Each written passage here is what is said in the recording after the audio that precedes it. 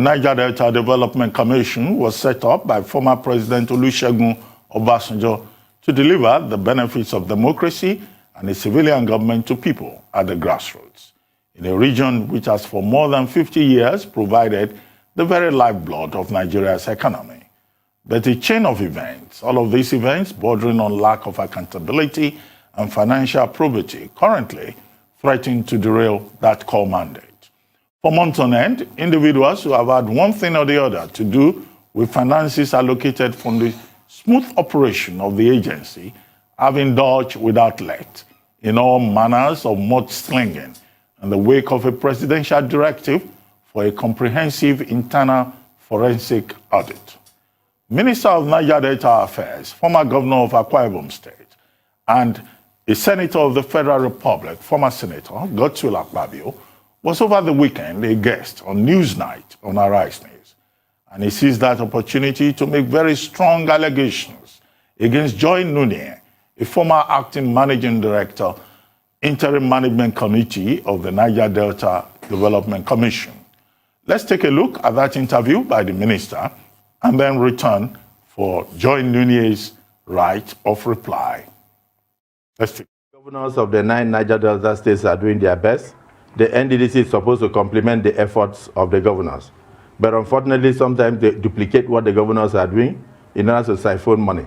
And so what I will say leadership. If we had the right leadership in the NDDC, things would have moved. And then, of course, the will of the federal government to ensure proper supervision. Now, if you see the rumble that is going on now, publication, blackmail, character assassination, you should ask me, is NDDC just existing today? No, it has been there for 19 years, 20 years. So why now? Why now? Suddenly you have a probe in the National Assembly, you have a probe in the Senate, you have people writing petitions, you have publications, you have people making all sorts of allegations against the supervising minister. Why now? Why has NDDC suddenly come into the news for a bad reason in under 6 months? Everywhere is shaking earthquake. Well, you know why? That's a question I'd like to ask you. That is the answer I want to give to you. The answer is forensic audit. This is the first president since year 2000 that has ordered for a forensic audit of the NDDC to know what has gone wrong with the agency.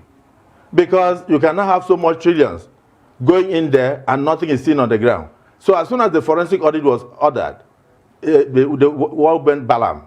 So it's almost like people who have eaten fat from the blood of Niger Deltans. A lot of people lost their lives for the NDDC to be established. I call it blood money. There are small places, like a place in Bayelsa. There's a village called Elegbele. Yeah. Their bridge collapsed.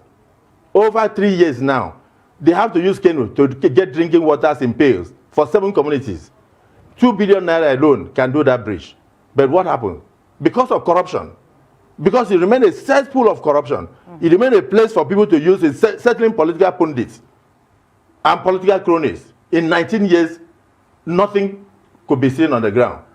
NDDC in 19 years could not even buy a house and call it a permanent office, paying 300 million naira a year for the rent, as rent in where they are staying now in Port Harcourt. There was a building started under Umpadek by Chief A.K. Horsfall in 1996. They could not complete it. So when I was appointed Minister of Niger Delta, I prayed to God. I said, God, give me the ability to take the bats, the insults, and all the blackmail that will come my way. But at the same time, give me the wisdom to turn around the Niger Delta region. So you envisaged that you were going to have this kind of look, let me tell you, even a seed, if you plant a seed, that seed must die first before it germinates. The NDDC must go through this process before it sprouts. And you must give kudos to the president for being the first president not to send all sorts of political cronies to NDDC to be settled. It was used as a place for election matters. If you want to contest election, all they need to do is to push you into NDDC.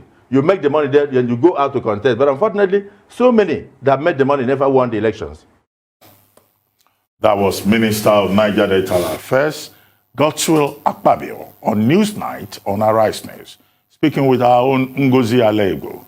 Now, for a right of reply to issues the minister raised in that clip, we are now being joined from Port Harcourt, Rivers State, by Joy Nunieh, a former acting managing director, Interim Management Committee, Niger Delta Development Commission. Good Good morning, Joy Nunieh, and welcome to the program. Good morning. Thank you very much. Good morning. Good to have you on the morning show. How are you? Yes. Well, very quick. The minister, I'm sure you listened to him. I'm sure you've also had the privilege of taking a look at the full tape of his conversation with Arise News anchor Ngozi Alaegbo. Now, you were accused of, one, insubordination, and also, secondly, of not having an NYSC certificate or any evidence that you served, in the NYSC scheme. Would you like to respond to these two allegations that have been at the center of your issue with Senator Godswill Akpabio? Well, thank you very much. I would really like to appreciate Arise News because Arise was the only station that agreed to air my press conference after we left the premises of the National Assembly. I give you all kudos, and I want to say before the world that Arise is now my best television station. And I pray that others who now want to follow suit learn quickly that it's beyond money. It's about news, and news that is worth it. I have come today to speak. I've not spoken since I left the NDDC over 5 to 6 months ago because I didn't think it was necessary. I didn't go to Abuja since I was removed until I had to go before the Senate committee. So for me, it's not like I'm so angry I go on rampage. The only reason why I went out there to the Senate is that there was a statement by the minister and, of course, members of the interim management committee that I had spent over 22 billion. I thought it was important that I go there to make my case and to state to all Nigerians and Mr. President that I did not spend 22 billion naira. I only spent 8 billion naira. I'm very happy that members of the National Assembly do have copies of all the money spent by the NDDC from the central bank and from the Accountant General's office. So I'm happy I have this opportunity and a right of reply. I am not like Akpabio that would come on television, not answer my questions. I volunteered, you'd agree with me, Mr. Abati, to be on this program today. I was called by other stations and I didn't agree to go. I came to tell Nigerians that I have a right of reply, and I came to protect my heritage and the dignity of my background. I came because there were question marks to my certificates. Now, 5 issues were raised by Akpabio. The first thing that he said was that I have been married to 4 husbands. Unlike Akpabio, I have already asked my lawyers to sue him, a senior advocate. He'll be hearing from us sometime today. I expect that Akpabio should also follow suit and sue me for the comments that I had made during my press conference.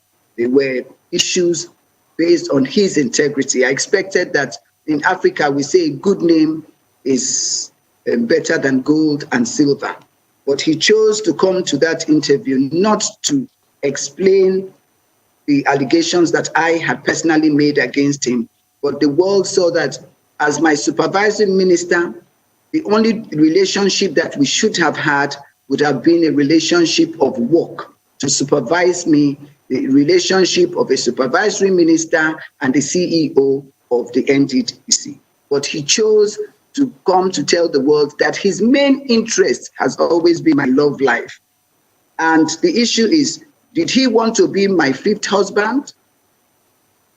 If no, why is my love life very important to him? Secondly, why is it that 6 months after, he is still interested in my love life? Why is he interested? I have challenged Akpabio to give, he will come and tell the court so that it is well documented. He will give us a list of my 4 husbands. I know that I've not married 4 husbands, so the onus is on Akpabio to come. I'm not going to give the name of my husband. so that he doesn't use it in his testimony. He should come and give a lip. The law is that he who alleges must prove. That's for the husband. The second thing that Akpabio alleged was that I do not have an NYSC certificate. He came with some documents showing the world that it was handwritten. I'm here to tell the world that I wrote that application. That letter that Akpabio showed you was my letter. It was handwritten. There's no law that says you cannot write. And for a minister to say, can you imagine? It was written by hand. Handwritten letters are more authentic than the typewritten letters. The typewritten letter can only be authenticated by my signature. The laws of this land recognizes handwritten letters. I wrote that application to the Nigerian Law School. I was requesting for 3 things from the Nigerian Law School. The question Akpabio should be asked, when she wrote that letter, did the law school reply? Did they give her what she requested? Yes. Is the law school NYSC? The law school is not NYSC. So coming with a letter to law school is just very silly. I wrote to the law school requesting for 3 things. 1, I requested for a certified true copy of my call to bar certificate, my enrollment. The second one was my enrollment certificate.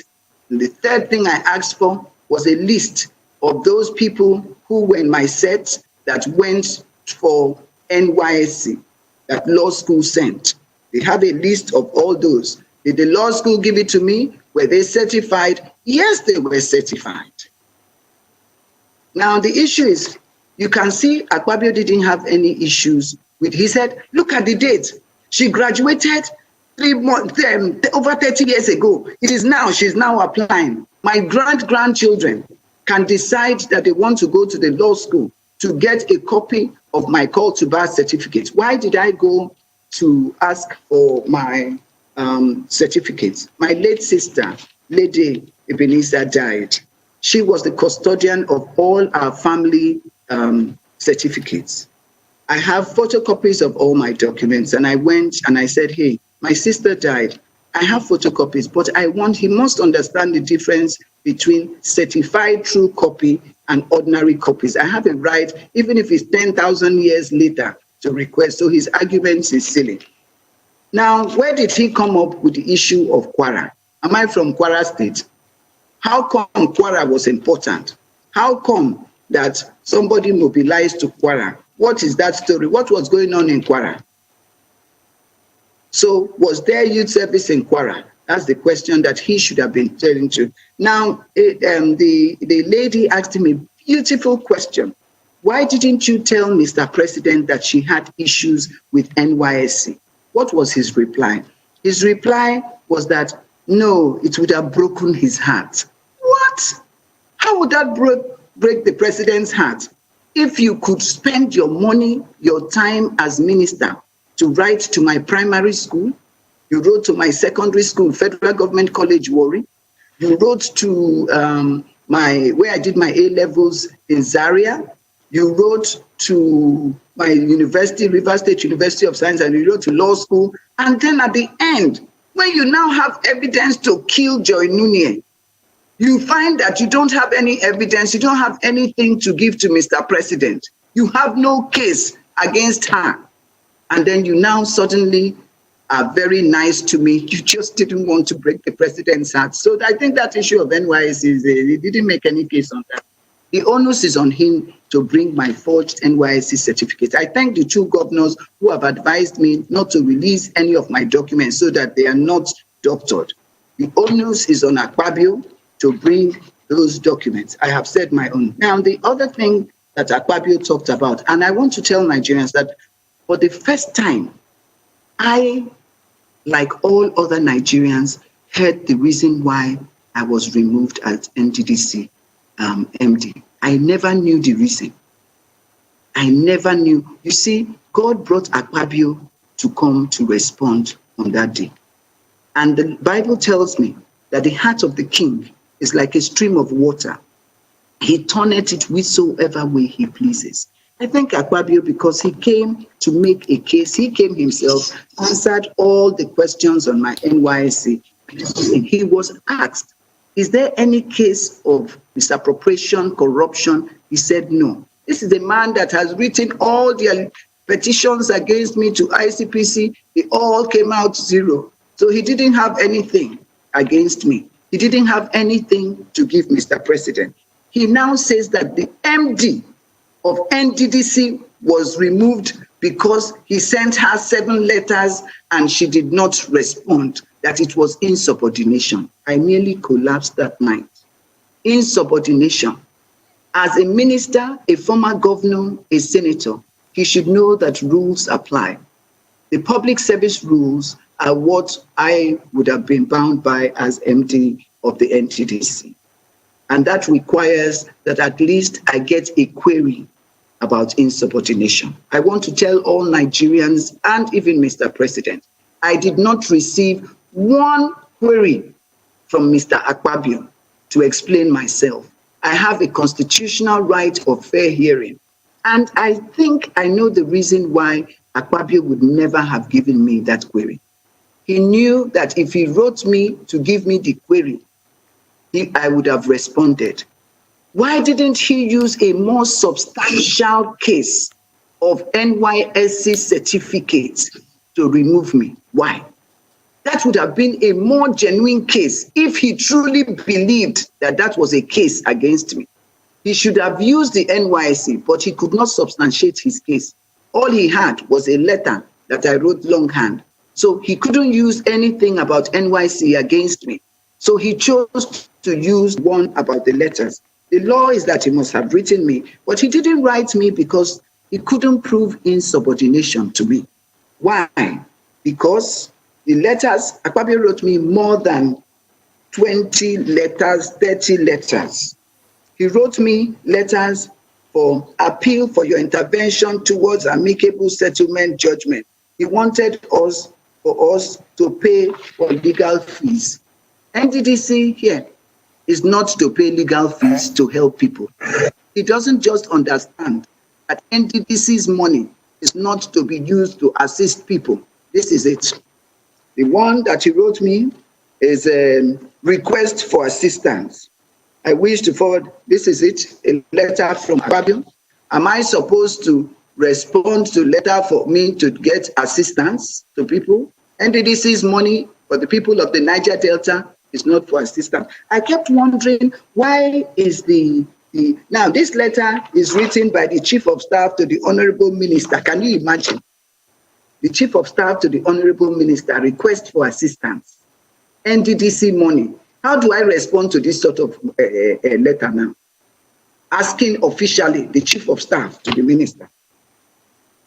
Request for assistance for us to pay for contracts. This one is written by the Director of Special Duties. This is the letter. This is the reason why Joy Nunieh was removed. Now, there's another one written again by that same director, reminder for long overdue payments. A letter, I've never seen where a minister of the Federal Republic of Nigeria will write. He could have phoned and not written. It's documented here for me to make payments to his cronies. Another one, different person, vendor assistance. He asked me to do that. Now, now I have this one for payment of water hyacinth. Look at it. May I come in here? Can I interject at this point? I'd like to move away for a moment from the accusations and counter-accusations and mudslinging and actually address the issue of the NDDC and the general perception, I'm sure you will agree, that it has underperformed.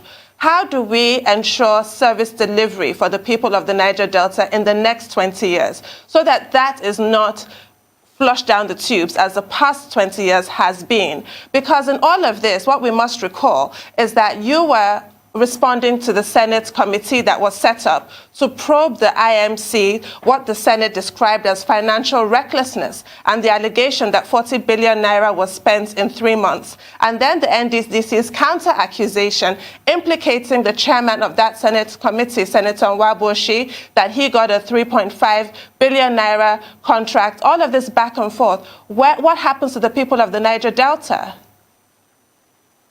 Okay, well, I think it's very important that I answer this issue of insubordination, please.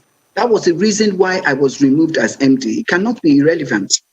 They accused me and made a case and made a memo to Mr. President that I was removed because I did not respond. Now, when I told Mr. Akpabio that, sir, please let your directors not write me letters. It can implicate you. It's very embarrassing. And I saw that Mrs. Walton Jack, who was the permanent secretary, refused to write those letters. That was why the director and the chief of staff. Upon that, Akpabio now wrote me a letter based on my advice that he should never write these letters again. He now comes before the world and says, I was removed for not paying and doing all of this. He now wrote me this letter, restriction of signatories to correspondences to and fro from the ministry. He now said I should never again acknowledge letters from all these people again. This is the letter that he wrote. So now he forgot that he wrote me this letter and then he used it against me. The case of insubordination is that I told Akpabio that when Akpabio saw that he could not make me bring out the money, he now tried plan B. Plan B of insubordination. Why did he not tell the president what happened that I slapped him? Why did he not tell Nigerians that I slapped his face in his guest house at Apo in his office? Why did he not tell Nigerians what insubordination was about? Why did I stop going to meet him? He told the Senate committee that I refused to come to meet him to have meetings. Why didn't we hold our meetings at the office? I told Mr. Akpabio that I will not go to any meeting outside his office or my office. The last time before, that week before I left, he came to Port Harcourt. I did not go to the Meridian Hotel to meet with him. Can I ask you, can we go back to the reference you just made to slapping the minister? You literally slapped his face. Physical. I'm the only Ogoni woman, the only Nigerian woman that has slapped his face. Why did you slap him? Why did you slap him? I slapped him because of his plan B. He thought that he could, since he couldn't get me to take that money, he thought that plan B, if it could come up on me, he didn't know that I'm a Port Harcourt girl. Port Harcourt girls are not moved by money, by somebody telling me that you make me a substantive MD. The Port Harcourt girls are Can we clarify this? Because this is, we can't gloss over a slap. What is the plan B? He came up on you. What exactly does that mean? We were having a meeting. Akpabio's meeting with me is either in Apple or at Meridian or whatever. Those are his meetings. I slapped him. Well, Joy, are you accusing Senator Akpabio of attempted rape? Is that the point you are making? Or sexual harassment? Harassment sounds better, not rape. Okay, so you are accusing him expressly of sexual harassment? Yes, I am accusing him. Okay. And I want to say that, you know, most Nigerian women face a lot of these pressures. And that's why you can see Akpabio is more interested in my love life. That's why he can, or he said he was not going to glorify me. He was not going to talk about our work relationship. Why was he jealous that I was married for 20 times? Did he want to be my seventh husband? Even if I married 80 times, I did not marry 4 times. I don't know where he got that. Why was that for a woman that accused you of misappropriation in this country? Now he knows and I'm sure Akpabio respects me more than everybody in this country, knows that if after money, I would have taken the oath, I would have gone out of my way. Nobody would have heard all this noise about 4 husbands. That is why Akpabio told the world that I'm temperamental. He said it. But what he failed to say, he said, ask her 7 husbands. That is why he told the world that she's temperamental. You know why Akpabio would tell the world that I'm temperamental? Because of that incident. He is right to say I'm temperamental because anyone could do that. That was 1. 2, Akpabio's girlfriend supplies the diesel at NDDC. I looked at that diesel situation. I said, why don't we give the young Niger Delta boys, divide it into the 9 states for them to give? NDDC, and this is most important, NDDC in the past had paid for us to get light directly from AFAM, connected straight to the NDDC headquarter building. That was disconnected at the gates of NDDC. Millions were paid to get that light source to NDDC. It now stopped at the gate. To connect it from the gate, it was sabotaged not to go inside the building. I mean, look at the fraud in this country. So when I came, they said all this money on diesel, how do we cut it down? I am not here to spend money. I am here to cut down. How do I tell Mr. President that I came to do a forensic audit and I come in here to commit the same offense? I will not do it. I went down, we looked at the system. I said, how much would it cost for us instead of spending money? Just to cut a long story short, I said, let us go. I approved, we got the engineers. I said, let us approve for them to repair that thing and bring it. Now, because I was not the one, I have a view only of the remitter platform. I'm not the one to pay. The EDFA is the one that presses for the payments. Do you know that they refuse to pay the money for us to connect that light into the office so that we can keep buying that diesel? We can keep buying that diesel. And first, the EDFA is not supposed to press. I refused. I'm the chief accounting officer. But because the accountant general of the Federation, the National Assembly committees, the House and the Senate, wrote that me, the EDFA and the EDP, none of us are allowed, like all other agencies of government, to play any role on the remitter platform. I wrote to them not to press that thing. I am not part of it. I have documents I've submitted to the National Assembly saying that you are not allowed to. I attached the Accountant General's letter. Akpabio insisted that the EDFA must be the one to press so that they will be phoning him. You can hear Cairo yesterday said that we made payments without Akpabio's approval. Akpabio doesn't need to approve any payments made by entities. He does not have any role for the day-to-day running of the NDDC. You can see that Akpabio stopped going to his ministry. He's now the minister of NDDC because the budget of the ministry is 20 billion. The budget of that ministry is 20 billion. He has no interest. Yesterday, the day before yesterday, he never said anything about his ministry. He only has something to show about when he was governor. He has not told anybody in Nigeria that the Ministry of Niger Delta Affairs is doing very well. He doesn't discuss the ministry. What he's discussing is this. And you can see, even when what you showed now, he was trying to tell us that people should not use the NDDC for their political this thing, that he came to rescue us. But he wanted me to bring money for his presidential ambition. He got upset that I saw Mrs. Amechi and Mrs. Silva at the airport, and I spoke to them because they are his political enemies. I want to stop his presidential ambition. So those are the things. Now, that same lady had the audacity to go to the National Assembly to put projects, went to the clerk of the committee. I don't say things that I cannot back up. She went to the clerk of the committee of the National Assembly. She's not a staff of NDDC. And asked the clerk that the minister had authorized her to put projects into our budget after I submitted the budget, after I laid the budget. She didn't come to me. Akpabio did not come to me. They went, she herself had the audacity, like every other pop. Can you imagine somebody? What lady is this, ma'am? The same lady that supplies the business. She now went, I don't want to call her name on.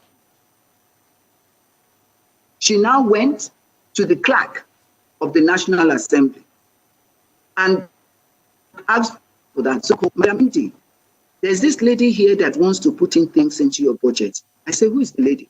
Please give me her number. I called her. I said, Madam, my name is Benejo Nunieh, the MD NTDC. Oh, Madam, how are you? I said, fine. I hear you're there to put some things into the budget. If you don't leave that place, I will get the police to arrest you. She said, no, but the minister sent me to put it. I said, the minister can't. The minister should have called me. I can now say, let me put, and I can. I've submitted it. I can't even go to the National Assembly to say I'm putting anything in. Within 2 to 3 minutes, Akpabio called me, screaming and shouting that, why did I talk to the lady like that? The president gave him all the powers of control. I said, the president cannot give you the powers that he doesn't have. The president only gave you the powers that he has in the act. He did not give you the powers. Yes, he can only delegate the powers that he has in the act. And the president, and I want to say this, in his wisdom, all the sections of the NDDC Act that Akpabio requested in his memo for Mr. President to delegate to him, Mr. President rejected all except one, which was he delegated his powers for general supervision over policy. The president never gave him any powers for the day-to-day running. You heard him very proudly saying, those directors, I could have just removed them. Akpabio didn't understand that he didn't have the powers to remove directors that are over level 14. He doesn't have such powers. Even I, as MD, I didn't have. Those are the powers for the board. Well, Joy, let me interrupt you at this point. There is another issue that I would like you to address, which I saw on the internet, which is the point about you being asked to take a fetish oath by Senator Akpabio.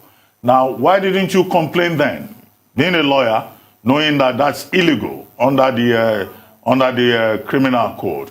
Why are you bringing it up now? And what exactly do you want? Do you want Akpabio removed as minister? Do you want to be reinstated as acting managing director of the NDDC? Okay, thank you very much for that question.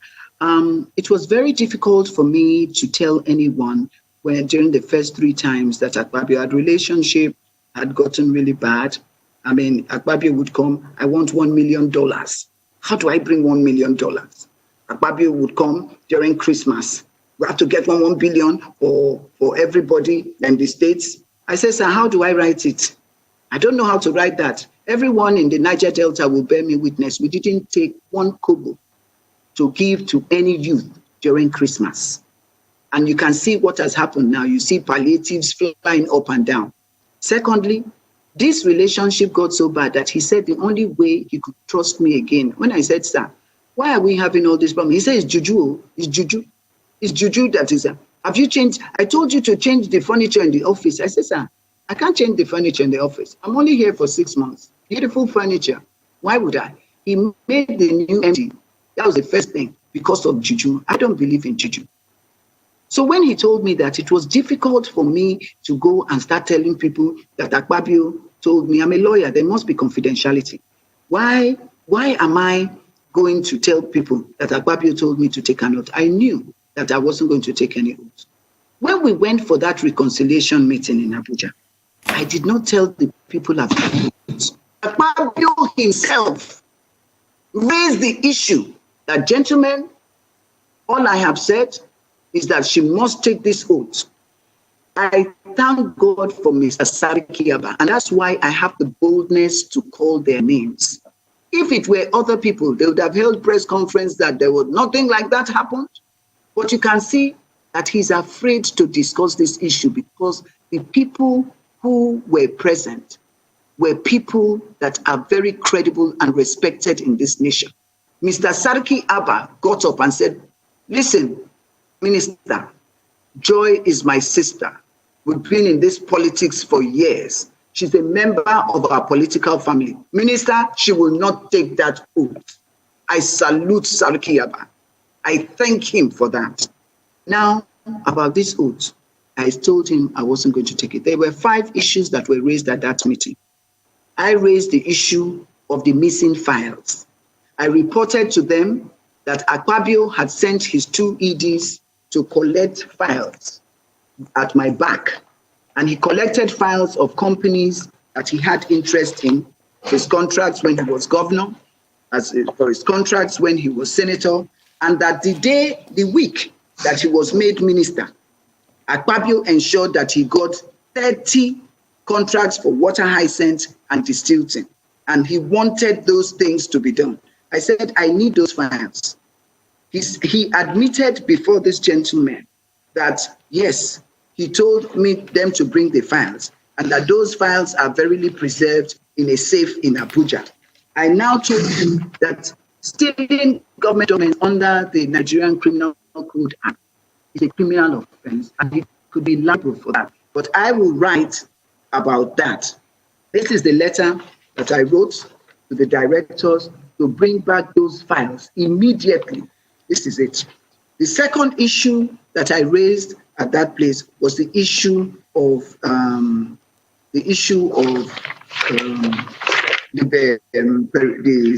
forensic audit. I told them that the forensic audit, the president brought the IMC so that we could superintend over the forensic audit. And the issue that he raised against me was that on national television, I said that the NFI, the EFCC, the DSS, and the World Bank consultants must be part of that. I believe that the president's legacy for anti-corruption, and I know Mr. President, I have worked with him. I know that he's interested and he loves the people of the Niger Delta. So I went there to make sure that the president is impressed. I told him that this is the letter that the president wrote to the Senate for the establishment of the IMC. Just one line. He says, I had directed that the forensic audit of the commission be carried out, which is being overseen by the constituted interim management team. This is the president's letter. This is his signature to the Nigerian Senate. Akpabio insists that no, it's not the interim management, that he will. I should send the money for the audit to him. I said it's like the Ministry of Health implementing a federal medical center. I said it is criminal. I will not do it. Those were the things that were some of the things that were brought there. Now, this issue of oaths, Mr. Dr. Abati, you are correct. Under the Nigeria Criminal Code Act, giving of oaths is a criminal offense. Akpabio is lucky that I did not take that oath. If I had taken that oath, he would have gone in for life imprisonment. Even if I had taken it, it would have been 14 years, I think, 7 to 14 years. I would have been liable, except I go to swear an affidavit that I took it under duress. Now that I did not take that oath, the Nigerian Criminal Code Act says he is still liable for giving me or telling me to take that oath so that I can subvert justice. You can see that what you didn't mention is one of the ladies, Arise, you people showed the lady, one of the members of the IMC, the part-time member. She said she made a fantastic case for me, and that's why I told people, people shouldn't talk about her. She admitted that she took an oath of allegiance. I alleged that Akpabio wanted me to take an oath of allegiance, and not be allegiance to the federal government of Nigeria, because in the Nigerian constitution, there are only 4 categories of oaths of allegiance for the president, vice president, governors, deputy governors, National Assembly member. Dr. Nunieh, if you can hear me, we'll go to a quick break now. We'll come back to you very soon. We'll just go to a quick break. Thank you so much for your time.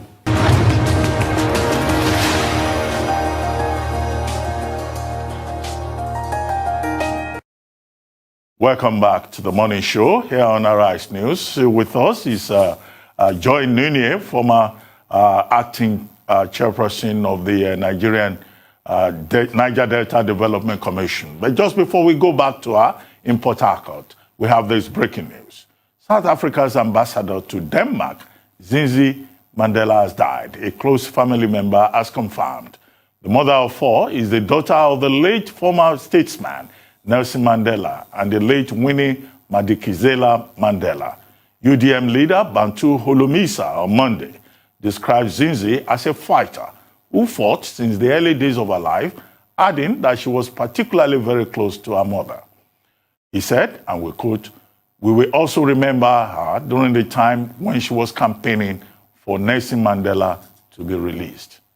So rest in peace. Sadness for South Africa. Now we'll go back to Port Harcourt and join Joy Nunieh, former acting managing director, interim management committee of the Niger Delta Development Commission. Rufai, you had a question for her. Yes. These are very shocking allegations, I should say, at this point, because I'm sure Mr. Akpabio will have a right of rebuttal if he wants to come after all of this you have said. But I want to quickly talk about 2 things. Number 1 will be, I don't know if you watched television yesterday, the revelations of how the funds are now being mismanaged at the NDDC. There was a young man that came on TV that was giving time and specific dates and amounts of money being transferred and how much that was spent on COVID-19 relief, well into the billions, and all the money is being spent. How do you feel based on the work you have put in at all of that happening? And secondly, you talked about the fact that he came on you, but what was still the plan B? Was the plan B to win you over to his side by bribing you? Because I'm not sure the plan B was sexual harassment, or was that the plan B? And thirdly, I want to ask, why did you raise an alarm when you saw a great level of nepotism in the system? Take, for instance, like you claimed, his girlfriend was supplying diesel to the NDDC, which is a clear case of nepotism.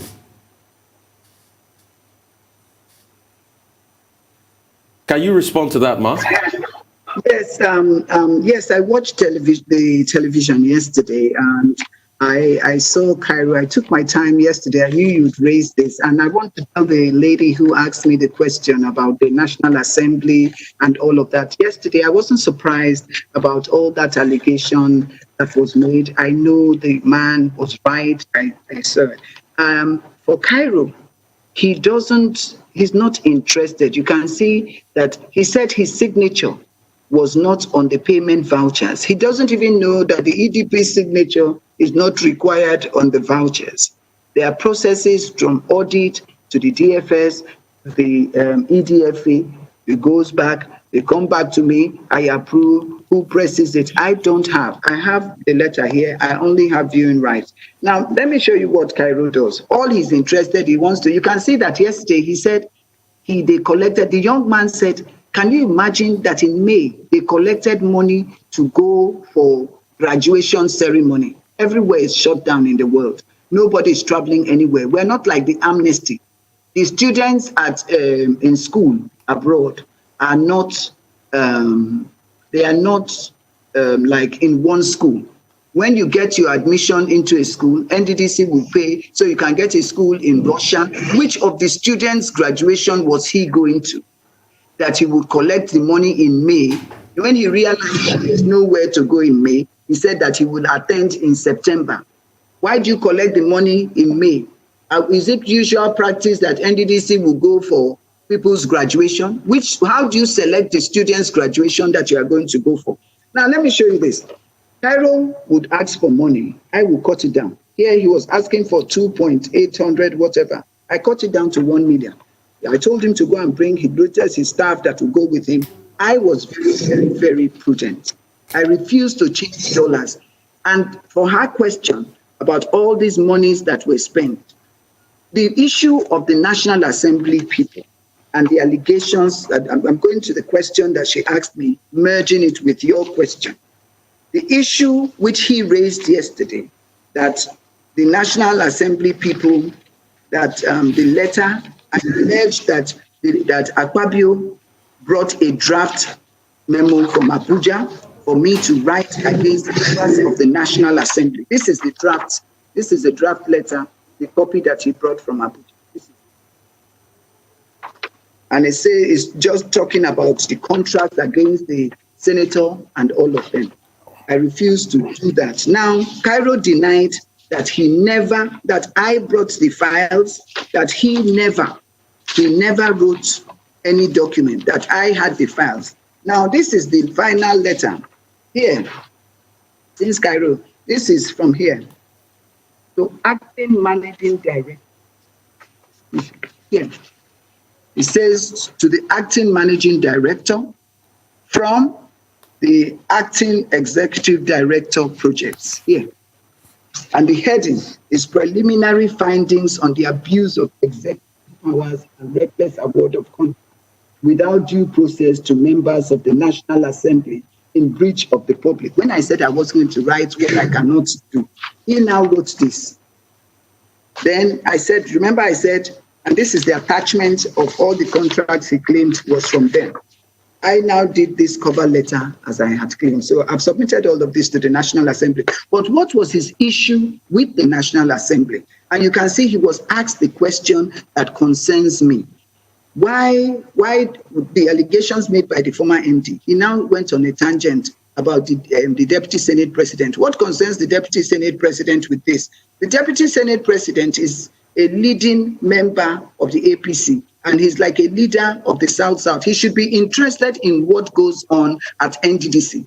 So the DSP supporting this investigation hasn't done anything wrong. Nigerians are alarmed. Nigerians want to know what saying that there's a forensic audit going on. I'll come to that. There is no, I challenge Akpabio, and I'm going to back it up with documents, that there is no forensic audit going on now. No forensic audit.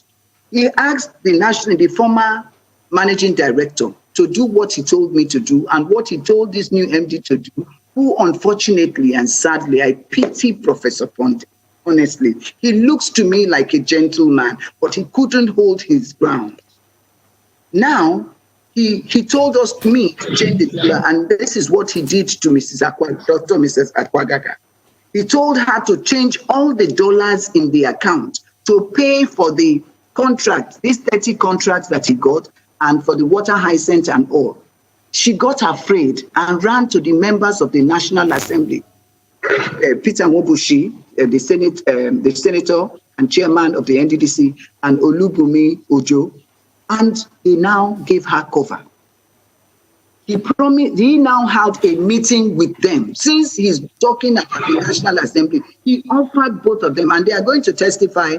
They've already sent in their own memos. Peter Nwobushi has been there. He offered both of them, like they have said. They have said it. They have written their own memos, that Akpabio offered them 400 million naira each. That if they can tell this woman, they all had the meeting, that she should change $120 million. Yes, $120 million in the NDD account. He will be able to take care of certain people in Nigeria and that. So he will give them 400. I mean, the way he talks about NDDC money, I'll give you 400 million, give you, he promised two of them. They said, okay, they will get back. Now, instead of doing that, he now wrote to the woman to help her cover her situation. They now wrote to Mrs. Akpagaga that she is not allowed to change $1 in the account. That is the story of their problem. That is the reason, and that is the reason Mrs. Akpagaga was removed. I say there's no forensic audit. Just to go very quickly. Now, I raised the issues of certificates of no objection, I'm sure the presidency is taking that very, very seriously. I said that Akpabio, part of the insubordination against him was that I did not go to the fake meeting. Yes, I did not go to the fake meeting because I did not want to contravene any provision of the Procurement Act. Well, we got George, if I may interrupt you here. Well, yes. Yeah, I mean, you are not just shaking the table, you are breaking the table. No, you smashed it. There's no table again. Doctor, please, this is, Doctor, this is the most important part of this interview and what Nigerians, because every time they come on television, they are talking about everybody in Nigeria being afraid because there's forensic audit. I am saying there is no forensic audit going on at NDDC. The only document that was presented, and in Akpabio's memo to Mr. President, he said that I refuse to carry out the verification exercise.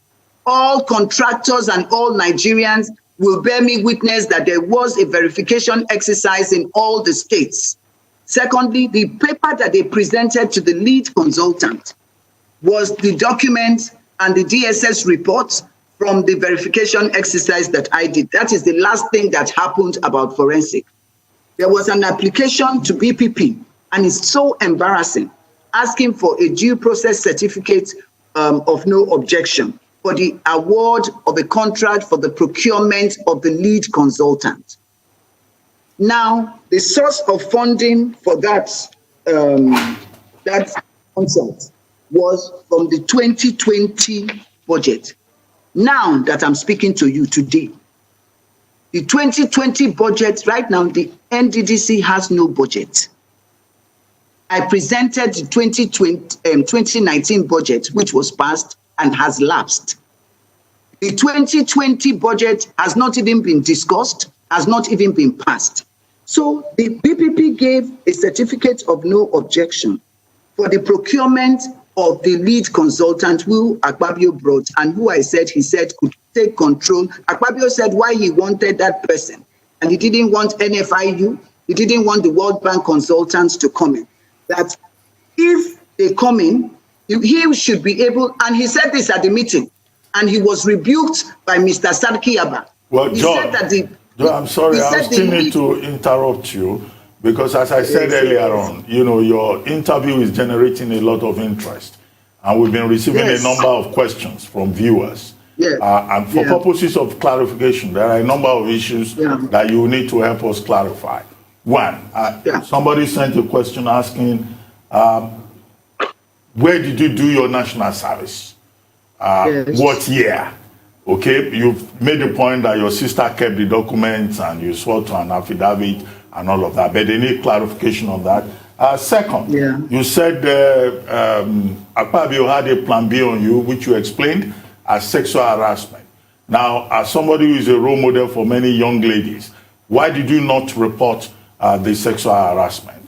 And then three, on the question of the audit, why do you say that there is no audit going on? Is it that there is no agency, independent agency that has been appointed to oversee that? And I asked you earlier, you sidestepped that. What exactly do you want? What do you expect? I don't want to go back to NDDC at all. And what I expect is that things should be done properly. I was involved in the Niger Delta struggle. I want to ensure that we have the Niger Delta truly developed. Anything that will make the Niger Delta develop, I'm in for it. I don't want to go. I went to Kwara State, served there, and that is why Akpabio talked about Kwara. Thirdly, I did not report because it was unnecessary. I'm not a child. The only reason why I have raised this issue is that Akpabio has touched my dignity. When he touched my dignity and started talking about 4 husbands and all of that, I needed to stop him. I am not a child that a man talks to. Many women are chased every day. Nobody hears about it. I don't want that. I handled him. I handled this. It wasn't as though I was helpless. You run and talk about it when you are helpless. I was not helpless. I'd say there is no, and that's what I was trying to explain. The certificate of no objection, doctor, is the most important part of a forensic audit. So I was coming to that. The certificate of no objection states where the funding for the procurement. You cannot have a forensic audit if you don't have the forensic auditors. The forensic audit, they asked that the procurement of a lead consultant. The lead consultant has not been officially procured. Why do I say that? The fact that there is an approval from FEC, which was wrong, it should never have happened. And they stated clearly on that certificate of no objection that the source of funding would be from the 2020 budget. That means that there is no source of funding. It is a criminal act under the Public Procurement Act that you will not approve any procurement. This is called anticipatory budgeting, when the National Assembly has not appropriated funds for it. So I am correct to say that there cannot be any procurement because, and I'm worried that Cairo said yesterday on national television that the lead consultant has already been paid. How did the lead consultant get paid when the budget has not been passed? That is one. Two, the second certificate of no objection for the procurement of project vehicles. Instead of stating under what budget, BPP gave a certificate of no objection saying the source of funding is from the IGR, revenue, internally generating revenue. NDDC is not an internally generating commission. Even if they sell their things, it must be based on a budget. Thirdly, the consultants, the forensic auditors, you can see before the Senate, Cairo said, no, forensic audit is different. We have international auditors that are already doing the forensic audit. The 9 forensic auditors that they've applied for, they've not been procured. Those 9 companies are not international. Those 9 companies, the president would need to check them out. None of them have carried out a forensic audit before. So what should happen is that quickly, they have lied to Nigerians. The president must investigate this. Is there a forensic audit going on? Where are they carrying out that forensic audit? They need to show us where. Where is the funding from? And I stand here again that the due process certificates that have been given, no approval has been made for the forensic audit. Therefore, okay, I'm going to come in here now. We shouldn't wait until December, as the Senator Akpabio said, to wait for this report of this forensic audit, which you're claiming is a phantom audit. But I'm going to take you back to my question that I asked you. You have had this jaw-dropping account of the whole gamut of sleaze, frankly. Sexual harassment, corruption, swearing fealty or allegiance to an individual and not to the Constitution.